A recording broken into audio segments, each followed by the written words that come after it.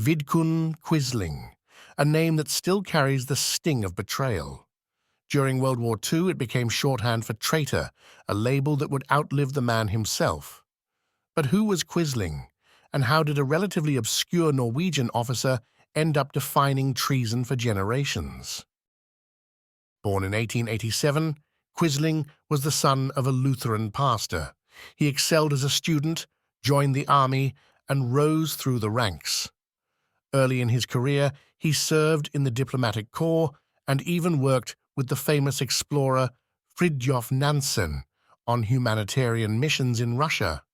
At that point, Quisling seemed destined for a respectable life of service, but something in him changed. By the 1930s, Quisling had grown obsessed with nationalism and authoritarian politics. He founded a small fascist party, National Samling, inspired by Hitler and Mussolini. Most Norwegians ignored him. His party never gained traction. But when Germany invaded Norway in April 1940, Quisling saw his chance. As German troops poured into Oslo, he went on the radio and declared himself the new prime minister without anyone's consent. It was a coup attempt without an army, and even the Germans were caught off guard. Still, Berlin saw his usefulness. The Nazis installed Quisling as the head of a puppet government. He became the public face of Norway's occupation, enforcing German orders and helping deport Norwegian Jews to concentration camps. Under his regime, resistance fighters were hunted, teachers were forced to swear loyalty, and symbols of national pride were replaced by Nazi propaganda.